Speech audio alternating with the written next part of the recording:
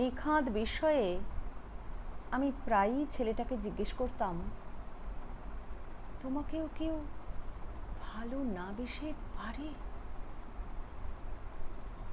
সে হাসত। ছেলেটা নিয়ম করে তার হৃদয় ভাঙার কেচ্ছা শোনাতো আমায়। কি সুনিপুণ হাতে জনৈক ভদ্রমহিলা তার প্রেমিক হৃদয়টিকে ভেঙে চুরমার করে দিয়েছিল, ইত্যাদি। আমি তার সব কথায় ভারী মনোযোগ দিয়ে শুনতাম। তাকে খুব ভালোবাসতাম, তাই বোধহয়। তার পুরনো দুঃখ, নতুন ব্যর্থতা, সমসাময়িক দোটানা এবং হঠাৎ হঠাৎ মাথা চাড়া দিয়ে ওঠা পাগলামি, প্রতিটা কথায় আমায় বাধ্য করত নতুন করে তার প্রেমে পড়তে। তবুও সে ঘুরিয়ে ফিরিয়ে আমায় একটি নারীর কথা বলতো, একটি নারী, যে নারী আমি নই, যে নারীকে সে বরং ভালোবেসেছিল, ভালোবেসে নিঃস্ব হয়ে গেছিল, যে নারীকে নিয়ে সে জীবন কাটাতে চেয়েছিল, এমন একটি নারী যে আমি নই, যে কখনো আমি হব না।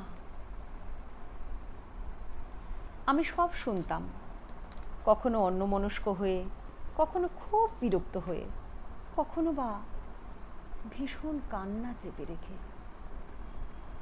সে বলতো, আমি খুব সাবধানে চোখের জল মুছতাম, যাতে সে না বোঝে, যাতে সে না জানে।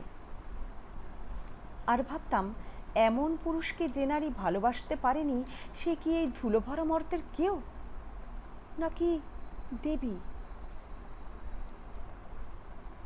তাকে আমি পাইনি। নতুন করে তা বলার অপেক্ষা রাখে না বোধ করি। তাকে আমি পাইনি তেমন করেই যেমন করে সে পায়নি সেই নারীটিকে। ইদানিং একটি চমৎকার পুরুষকে আমি তার গপ্প শোনাচ্ছি খুব। কি করে সে আমায় ভালোবাসেনি, কি করে আমি তাকে ভালোবেসে নিঃস্ব হয়ে গেছি, কি করে তাকে একবার ছুঁয়ে দেখার আশায় আমি তপস্যা করে গেছি রাতের পর রাত, কি করে।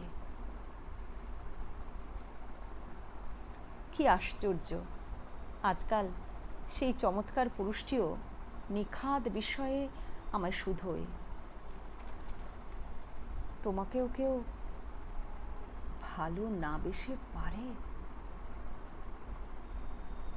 আমি মুচকি হাসি।